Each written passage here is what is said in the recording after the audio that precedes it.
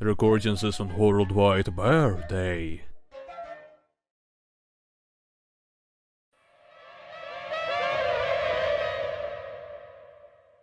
Cataclysm has different mutations for different purposes. The fall of Odd One lets you rub tentacles all over the floor now to slap Eldritch Horse later, while restricting you from wearing any footwear. The Mass mutation shrinks you so much you get mutilated from a slight breath. Destroyed. And the Chimera mutation lets you die from time itself by degradation. Can we die through even quirkier means? As a bear mutant, we'll try to dig up as much cocaine as we can before the winter starts. I will set up the world to start from November. If you are a nerd, you may say that bears already start hibernating from November. To which I'll say, you're correct. In the scenario menu, you'd have to pick which threshold your character has. You cannot start post-threshold in the main game, which isn't fun. There are two types of mutation, normal and post-threshold. Overcoming a threshold means evolving out of your hairless ape self and mutating into a creature with no chances to come back while having access to powerful traits. Normal mutations usually lead you to a threshold, but you can have wounds from different trees at the same time. You can become a reptile with whiskers and wolf ears because they're considered normal mutations that don't require feline or lupine post-threshold. For obvious role-playing reasons, we'd have arcane vision, shaggy fur, claws, spotted feet, chubby tail, ears, muzzle, paws. Fat deposits will store the cocaine we consume. We can become huge, but not fitting into cars removes the ability to drive all drugs, so no deal. Ponderous is a horrible trait, but added in for balance. To fight through vast hordes of zombies, one must have enormous muscles and enduring bones. We must also have great control of those muscles, since we'd have to backhand slap anthropomorphic mushrooms to death. Color and its approved version, Hunter, are really comic to pick, since whenever you'll do anything wholesome or empathetic, it'll contradict your character a lot. Which is funny. But temper just indicates how enthusiastic we are about our cocainer. I previously mentioned not picking up the huge rate, but during this run I did. This is of no problem, however, for we all die comically. The main problem I have with this game is that you cannot color your character's skin or fur, which is important since the tileset's art of mutations consistently looks like shit. I gave myself some advanced brawling and athletics skills and a bit of drawing. I also gave myself the maximum skill in chemistry, because bears are known for being chemists. Now let's think of a name. What is the antonym of the word die? Right, of course. I decided to name my character Barley, because that grain is usually used to make beer. And I'm a bear! I think we're set for a first round. We've got some unarmed Rees as zombie disposal, but our damage might be otherwise low, since we don't know any martial arts. Right, for some reason that I also did not recognize me having fur and drew me arse that has visible skin. I'd have to solve this next run. I landed nearby a city.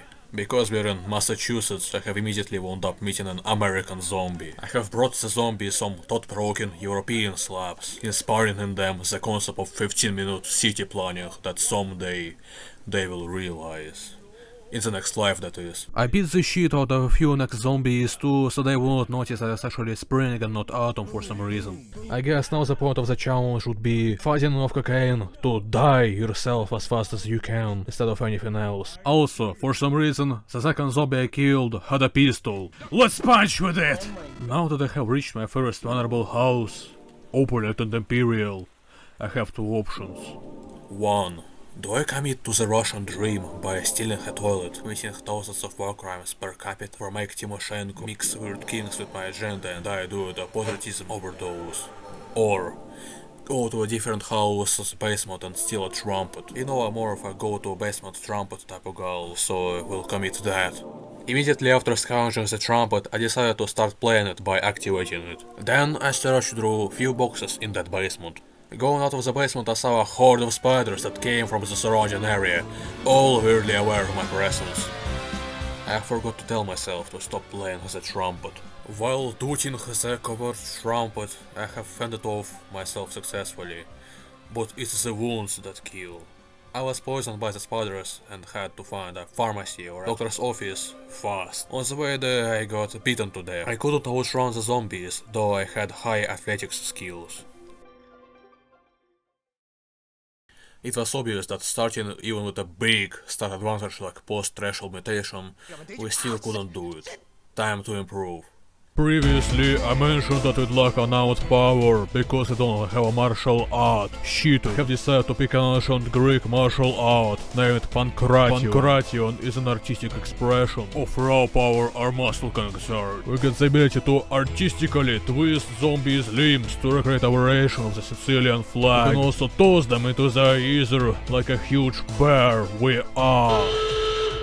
But while it would be good as a start, they are usually big, strong zombies that hit hard in the middle of usual cities, already twisted before our intervention. They could grab us and throw us into their ether.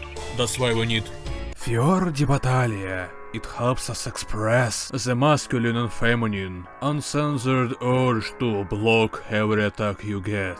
The previous style is a non-exclusive, so it's by zero to execute, but trying to use a weapon literally cripples you unless you throw it into the zombie. The flower of battle requires an axe, or a halberd to use, for it is the petal of a flower, red from blood gore, or maybe green, or yellow. Many things in this game bleed.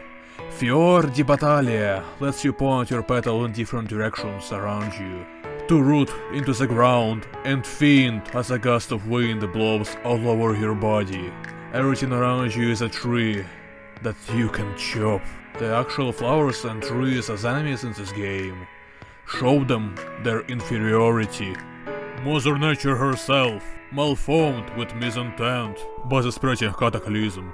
Pankration and Fior di Battaglia also fuse well, both being a good backup.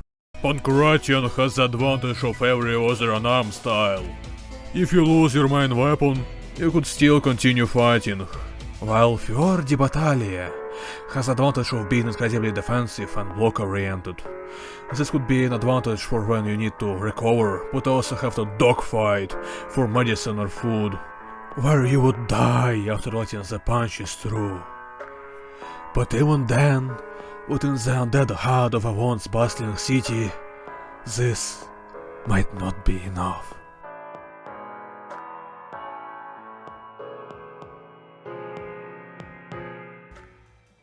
So I added myself some general shooting skills, nothing specialized, though in this game it's sometimes better to shoot yourself in the head instead of shooting the nearby zombie, you know, the sound. But at different times the same happens with melee. The game does require a special touch to different kinds of enemies, occasionally at the same time.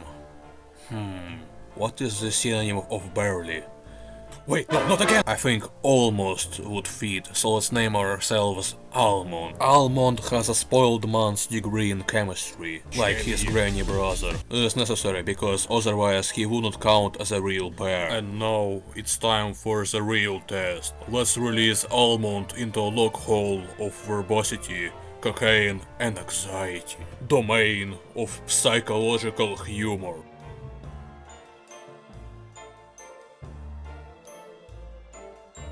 Almond's blonde haircut wasn't intentional. For some reason the game thought I meant a blonde fringe instead of long brown hair. It looks cool on him, however, so I won't complain. I have wandered around and round, and then almost skipped my first encounter. A tough zombie. The usual way of neutralizing them usually consists of underground explosives or carnivorous eggplants, but we'll do without them just fine. Wait. Is that? Of course I got a gun from the first zombie I killed for the second joke round in a row! Unbearable bear rage. Bear activate.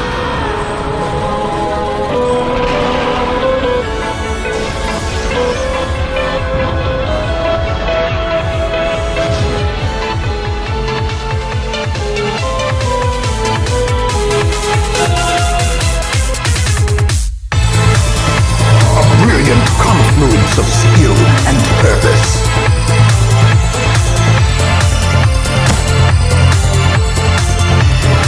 2, 1, 2.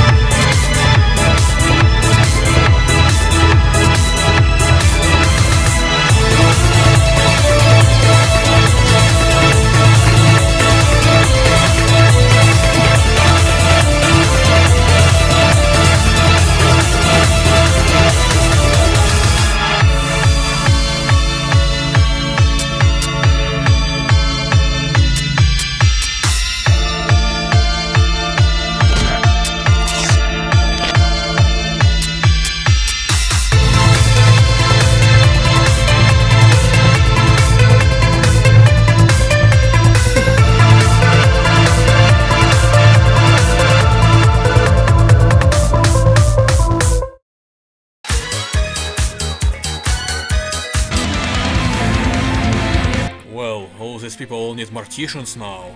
If Mortician... Wait, fuck. I remember back then I tossed a milk jug at a zombie before attacking it. I usually think I do. And then I just walked past it.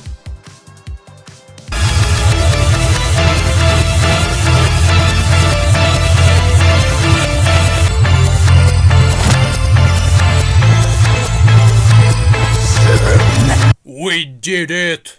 How quickly?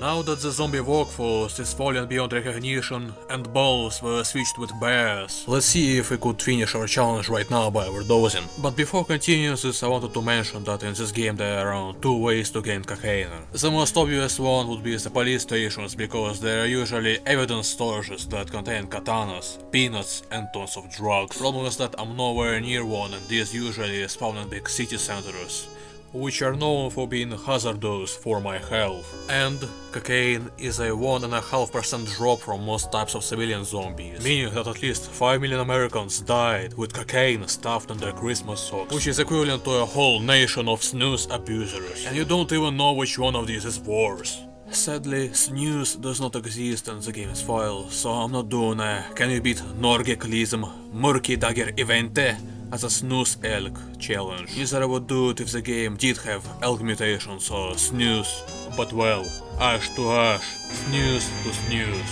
I have gathered like 46 pieces of cocaine, which might just be enough to replicate the in real life bear experience. Let's try it.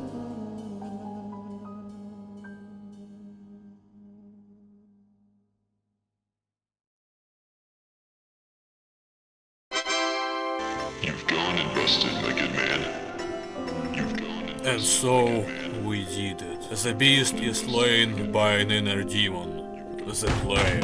We had consumed more than the real-life cocaine bear did. It's much more boring than fighting a duffel bag with pounds of cocaine, but let me remind you that we otherwise achieved every milligram of this by beating it out of someone, so this is a W.